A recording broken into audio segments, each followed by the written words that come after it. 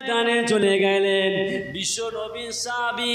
ওই সময়তে যখন নামটা নথিভুক্ত করলেন, ওই সময়তে আম্মা জান চারজন সন্তানকে হাতে তলোয়ার খানা দিয়ে আর ওই সময় বলেছিলেন, ও আমার সন্তানেরা শুনে রাখো, তোমরা যুদ্ধের ময়দান থেকে যেন পালিয়ে আসবে না, তোমরা যুদ্ধের ময়দান থেকে যেন পালিয়ে আসবে না। যুদ্ধের ময়দানে শহীদ হয়ে যাবে, যুদ্ধের ময়দানে মারা যাবে। কেন কাপুরুষের পরিচয় দেবে না, বীর পুরুষের পরিচয়টা দেবে। ওই সময়তে চারটে সন্তান যুদ্ধের ময়দানে চলে গেলেন, যুদ্ধের ময়দানে গিয়ে শহীদ হয়ে মারা গেলেন। আম্মা জানের কানেতে খবর চলে গেল। আম্মা জান ওই সময়তে ছুটে ছুটে আর আম্মা জান উঠে বিনে সওয়ার হয়ে যুদ্ধের ময়দানে চলে গেলেন। যুদ্ধের ময়দানে গিয়ে দেখতে পেলেন আমার চারটে সন্তান যুদ্ধের ময়দানে শহীদ হয়ে মারা গিয়েছে, কুরবান হয়ে গিয়েছে। আম্মা জান ওই সময়তে দেখতে পাওয়া গেল। আম্মা জান যুদ্ধের ময়দানে গিয়ে দেখতে পেলেন কিনা আমার চারটে সন্তান টুকরো টুকরো হয়ে গিয়েছে, টুকরো টুকরো হয়ে পড়ে আছে। আল্লাহ নবী সাহাবিয়া ওই মহিলাটি ওই সময় বলেছিলেন, ও নবী পাকে সাহাবীরা শুনে রাখো, আমার চারটে সন্তান যে মারা গিয়েছে, শহীদ হয়ে গিয়েছে, মারা গিয়েছে। তবে শুনে রাখো, তোমরা এদের গায়েতে হাত দেবে না। আমি মা হয়ে এদেরকে নিয়ে আমি নিজে হাতে এদের টুকরো টুকরো দেহ মোবারকগুলোকে নিয়ে আমি মা একাই নিয়ে চলে যাব। আম্মা জান ওই সময়তে ঘোড়া পিঠে নেমে ওই সময়তে সন্তানদের দেহ মোবারকগুলো কুড়িয়ে নিয়ে আর উটের উপরে সওয়ার হয়ে বাড়িতে চলে গেলেন। প্রতিবেশী দিগকে বলতে লাগলেন, এ আমার প্রতিবেশীরা শুনে রাখো, আমার সন্তানদের দেহ মোবারকগুলোতে তোমরা হাত দেবে না। আমি মা এদেরকে নিয়ে কবরস্থ করব, আমি একা এদের নিয়ে কবরস্থ করব। আম্মা জান ওই সময়তে নিজের চারটে ছেলেকে, চারটে সন্তানের দেহগুলোকে নিয়ে আম্মা জান নিজে হাতে করে নিয়ে তাদের কবরস্থ করলেন। কেমন মা ছিলেন, নিজের সন্তান শহীদ হয়ে গিয়েছে, মা যুদ্ধের ময়দান থেকে তাদের মোবারক দেহগুলো নিয়ে বাড়িতে এনে ওই সময়তে নিজে একাই কবরস্থ করলেন, দাফন করলেন। কেমন মা ছিলেন, কেমন নবী প্রেমিক ছিলেন, রাসূলুল্লাহর আশিক দেওয়ানা ছিলেন। দুনিয়া জমিনে আল্লাহ পাক আপনাকে আমাকে পাঠিয়েছে, কি জন্য পাঠিয়েছে? মান রা মিনকুম মুনকারান ফালইগাইরু বিয়াদিহি ফাইল্লাম ইস্তাতিউ ফাবিকলবিহি ফাইল্লাম ইস্তাতিউ ফাবিলিসানিহি ওয়া যালিকা আযাফুল ঈমান। দুনিয়া জমিনে তোমাদের সম্মুখে যখন অন্যায় কাজ হবে, আজানি হবে, তোমরা তখন হাত দিয়ে প্রতিবাদ করবে। তখন হাত দিয়ে যদি প্রতিবাদ না করতে পারো, মুখ দিয়ে প্রতিবাদ করবে, নাইলে জবান থেকে অন্তর থেকে ঘৃণা করে সরে যাবে। এটা হলো ঈমানের দুর্বলতার লক্ষ্য। আজকে আমাদের সম্মুখে অন্যায় কাজ হচ্ছে, আমরা প্রতিবাদ করি না, কারণ প্রতিবাদ করলে আমার দলের লোক কেটে যাবে। বিশ্ব নবী এই জন্য করে, এই কারণেই তো রাসূলুল্লাহকে এক ঘরে করলেন। সাহাবে আবু তালিব বিশ্ব নবী আমার যখন কলেমা প্রচার করতেন, ওই সময়তে বিশ্ব নবীকে এক ঘরে করলেন। তাদের সঙ্গে লেনদেন সর্বমোট সব পণ্য সব বয়কট করলেন, বন্ধ করে দিলেন। বিশ্ব নবী সাহাবীরা আল্লাহর নবীকে বলতে লাগলেন, ইয়া রাসূলুল্লাহ, ইয়া হাবিবাল্লাহ, আজ 3টা দিন 3টা বছর অতিবাহিত হয়ে গেল আমরা না খেয়ে আসি, গাছের পাতা খেয়ে সাহাবীরা জীবনযাপন করতে লাগলেন। বিশ্ব নবী 1 তারিখে আল্লাহ নবীকে আল্লাহ পাক বললেন, আল্লাহ পাককে বলতে লাগলেন, রব্বুল আলামিন আল্লাহ পাক, এ রব্বুল আলামিন আল্লাহ পাক, শিহাবে আবু তালিবের যে চুক্তি নামাটা আপনি ধূলিসাৎ করে দেন, ওই পোকায় খাইয়ে ওকে নাস্তা নাবুদ করে দেন। লইলে আমার সাহাবীরা আজকের 3টা বছর হয়ে গেল তারা অনাহারে। বনু আবু তালিব আব্দুল মুত্তালিবের গোত্রগুলো এদের সঙ্গে লেনদেন ক্রয় বিক্রয় সম্পূর্ণ সব বন্ধ। তা আল্লাহ নবী আল্লাহ পাকের দরবারে রোনাজারি করতে লাগলেন, আল্লাহ পাক জিবরাইল ফেরেশতাকে পাঠিয়ে দিলেন, জিবরাইল চলে যাও, যে কাবা চত্বরে যে শিহাবে আবু তালিবের চুক্তি নামাটা আছে ওই চুক্তি নামাটা ওই পোকায় খাইয়ে ধূলিসাৎ করে দেন। আল্লাহ পাকের ফেরেশতা জিবরাইল আমি চলে গেলেন। আল্লাহ পাকের মালায়েকা ফেরেশতা হযরত জিবরাইল আমিন আলাইহিস সালাম কাবা শরীফের চত্বরে চলে গেলেন। ওই সময়তে দেখতে পাওয়া গেল যে চুক্তিনামাটা ছিল ওই চুক্তিনামাটা আল্লাহ পাক ওই পোকায় খাইয়ে ধূলিসাৎ করে দিলেন। আল্লাহ পাক সময়তে আমার হাবিবকে জানিয়ে দিয়ে দিলেন, আমার হাবিব আপনি যান চলে যান, ওই চুক্তিনামাটা ওই পোকায় খাইয়ে ধূলিসাৎ করে দিলেন। আল্লাহ পাক নবী হযরত চাচা যান আবু তালেবকে বলতে লাগলেন, ও চাচা যান আপনি চলে যান, আপনি একবার গিয়ে দেখে আসুন। আল্লাহ নবী চাচা যান আবু তালেব গিয়ে দেখলেন, হ্যাঁ সত্যি চুক্তিনামাটা আল্লাহ পাক ওই পোকায় খাইয়ে ধূলিসাৎ করে দিলেন। বিশ্ব নবীকে একের পর একটা মুসিবত, নবীকে কত কষ্ট দিয়েছে বেঈমানেরা। রাসূলুল্লাহ একটা ধাপ চলে গেলেন। বিশ্ব নবীকে কি করলেন? আল্লাহ নবীকে বললেন, তো পরের ধাপে আল্লাহ নবী ওই সময়তে চাচা যান আবু তালিব, বিশ্ব নবী ওই সময়তে আবু তালিব বলেছিলেন, বাবা মুহাম্মদ তোমার বয়সটা 25 পার হয়ে গেছে, চলো। বিশ্ব নবী ওই সময়তে আল্লাহ নবীকে নিয়ে আম্মা জান খাদিজাতুল কুবরার বাড়িতে চলে, বাড়িতে গিয়ে আম্মা জান খাদিজাতুল কুবরাকে বলতে লাগলেন, মা খাদিজা আমার ভাই মুহাম্মাদের কিছু একটা চাকরি দাও, একটা কাজ দাও। আম্মা জান খাদিজা ওই সময় বলেছিলেন, ঠিক আছে আমার বাড়িতে অনেকজন চাকরানি কাজ করে, তবে আপনার ভাই মুহাম্মদ কাজ করবে, ভালো কথা। আল্লাহ নবী ওই সময়তে আম্মা জান খাদিজার বাড়িতে গেলেন। ওই সময়তে দেখতে পাওয়া গেল আম্মা জান খাদিজাতুল কুবরা আম্মা জান মাইসারাকে নিয়ে বিশ্ব নবীকে নিয়ে ব্যবসায় পাঠিয়ে দিলেন সিরিয়ার উদ্দেশ্যে।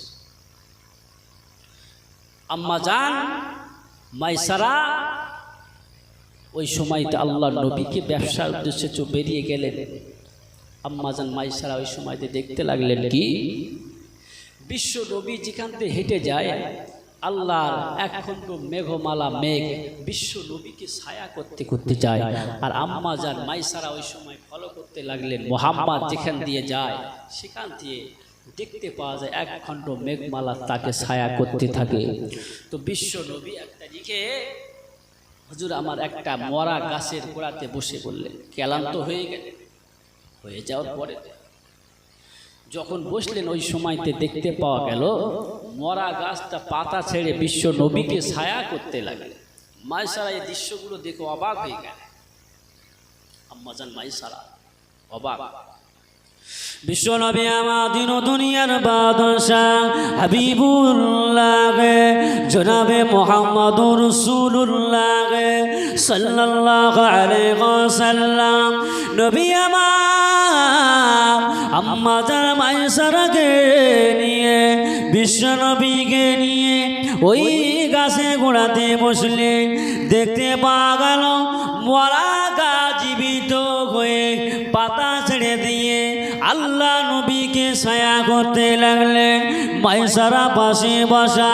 ওই সময়তে একজন পাদরি ওই সময়তে আম্মা জান মাইসারাকে বলতে লাগলেন, ও মাইসারা, ইনিকে না? ইনি হলে আম্মা জান খাদিজার দাসী। ওই সময়তে দেখতে পাওয়া গেল আম্মা জান মাইসারা কে ওই সময়তে পাদ্রী বলতে লাগলে, ও মাইসারা, শুনে রেখে দাও, ইনি কোনো সাধারণ ব্যক্তি নয়, ইনি কোনো সাধারণ মানুষও নয়, ইনি হলেন আখিরি জামানার নবী, নূর নবী হাবিবুল্লাহ জনাবে মুহাম্মদুর রাসূলুল্লাহ সাল্লাল্লাহু আলাইহি ওয়াসাল্লাম। তার কিছু নমুনা এর ভিতরে আছে। আম্মা জান হযরত মাইসারা রাদিয়াল্লাহু তাআলা আনহা ওই সময়তে আল্লাহ নবীকে নিয়ে সিরিয়া উদ্দেশ্যে রওনা হয়ে গেলে, সিরিয়া উদ্দেশ্যে রওনা হয়ে ব্যবসার কাজ যথারীতি সমাধা করে আল্লাহ নবীকে নিয়ে চলে গেলেন বাড়ির দিকে উদ্দেশ্যে রওনা হয়ে গেলেন। আম্মা জান মাইসারা ওই সময় দেখতে পেলেন কিনা যে ব্যবসাটা আমি 3টা মাস লাগে, কিন্তু মুহাম্মদ যাওয়ার কারণে, মুহাম্মদ এই ব্যবসাতে আসার কারণে 1টি মাসে ব্যবসা সমাধান হয়ে গেল, ব্যবসাটা শেষ হয়ে গেল। আম্মা জান মাইসারা রাদিয়াল্লাহু তাআলা আনহা বিশ্ব নবীকে নিয়ে আম্মা জান খাদিজার বাড়িতে চলে এলেন। আম্মা জান খাদিজার বাড়িতে যখন এলেন, আম্মা জান খাদিজাতুল কুবরা রাদিয়াল্লাহু তাআলা আনহা ওই সময়তে দেখতে পাওয়া গেল আম্মা জান মাইসারাকে বলতে লাগলেন, ও দাসী মাইসারা, খবর কি? ব্যবসাটা কোথায় রেখে এলে? ব্যবসাটা কোথায় রেখে এলে?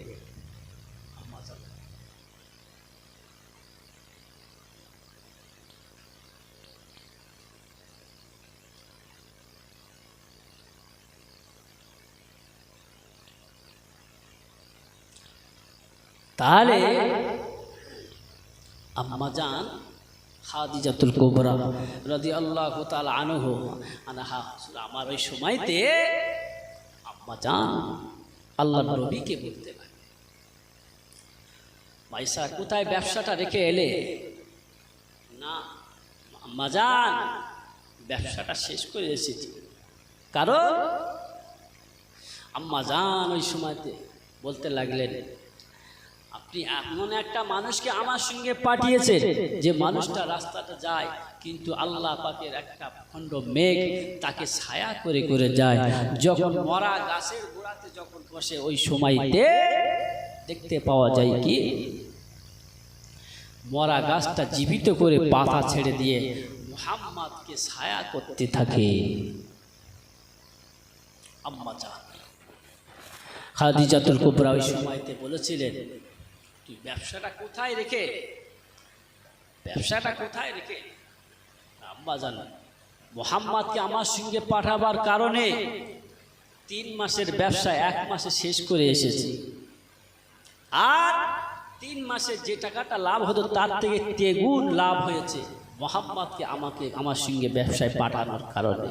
তাহলে বিশ্ব নবীকে আল্লাহর নবী কেমন মহাব্বত করতেন আল্লাহর নবী। আল্লাহ পাক বললেন, আমাকে যদি মহাব্বত করতে হয় তাহলে আমার হাবিব নবীকে আগে মহাব্বত করো, প্যার করো, আর আমার হাবিব নবীকে যদি প্যার করো আমি আল্লাহ আমাকেই পেয়ে যাবে।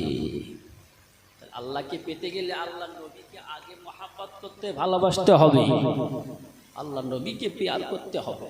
তো আম্মা জান খাদিজাতুল কুবরা রাদিয়াল্লাহু তাআলা আনহা ওই সময়তে বাড়িতে বসে আছে। আল্লাহ নবী বললেন, আম্মা জান বললেন, আমার তো এত অর্থ সম্পদ টাকা পয়সা আমি কি করব, যদি দিনের কাছে ব্যয় করতে পারি তাহলে আমার জীবনটা ধন্য হবে। মা খাদিজা কি করলেন ওই সময়তে নিজের অর্থ সম্পদকে দেখলে আমি বিবাহ করি।